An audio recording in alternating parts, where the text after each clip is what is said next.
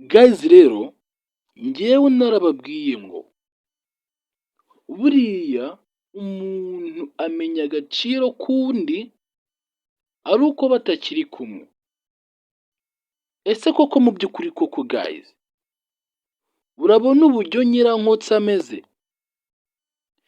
Yatangiye no kwivanga mu mutwe akabona n'abadahari. Abenshi mwarebye iyi filime igice cya 44, mwagize ngo Nyirankotsa abonye Aime nk'uko namwe mwabyiboneraga. Muri make mu mutwe byivanze, ari gutekereza ari amafaranga ndetse n'inzu bakagombye kuba bamwubakiye kubera ko ngo yareze neza kandi yareze nabi, nibyo biri gutuma yivanga mu mutwe.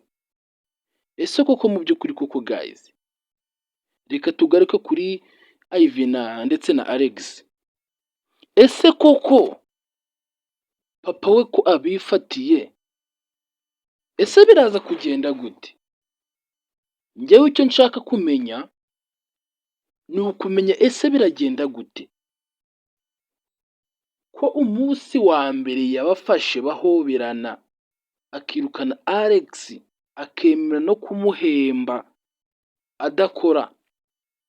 Ese mu by'ukuri namara kubona ko Alex atumvise ko akibanda ku mukobwa wabo, ese buriya papa Ivy ntabwo arabihindura akavuga ngo n'amafaranga nakwemereye ntabwo ndayaguha? Kandi murabizi neza aba babyeyi ku bwabo bumva Alex atakundana na Ivy ngo ntabwo bari ku rwego rumwe. Ese koko guys, Alex yavuze akantu keza cyane numva karanshimishije.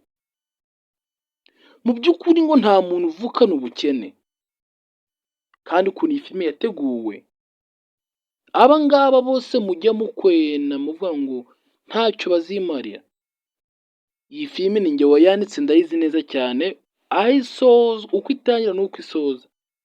Mu by'ukuri Alex azavamo umuntu ukomeye. Mwabonye ko na Aime mwafekaga muvuga ati niwe uvoma gusa, mwabonye ko agiye kuba umuntu ukomeye.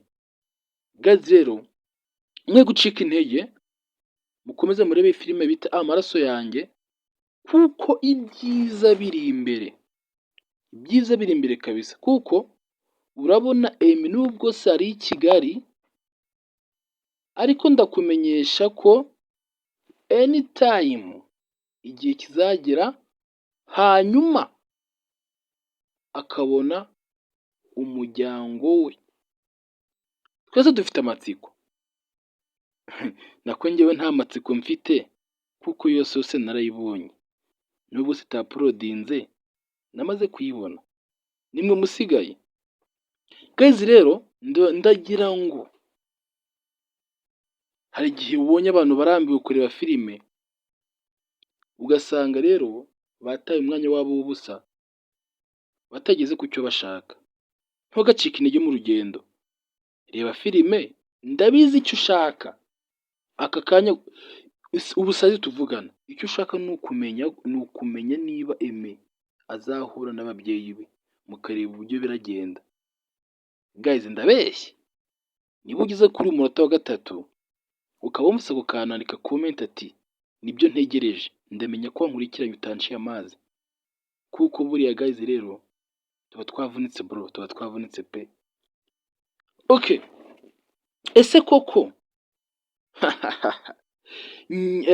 Aime ni izihe deal bagiye kumukinisha? Mbega ibyo nabyo nibyo dushaka kureba. Guys ngiye kubanusheraho ariko ntimubivuge. Guys uzi ko uriya mugore ugiye gukinisha Aime deal, wari uzi ko uriya mugore azafungwa ababyeyi ba Aime ntibabimenya? Wari uzi ko azafungwa?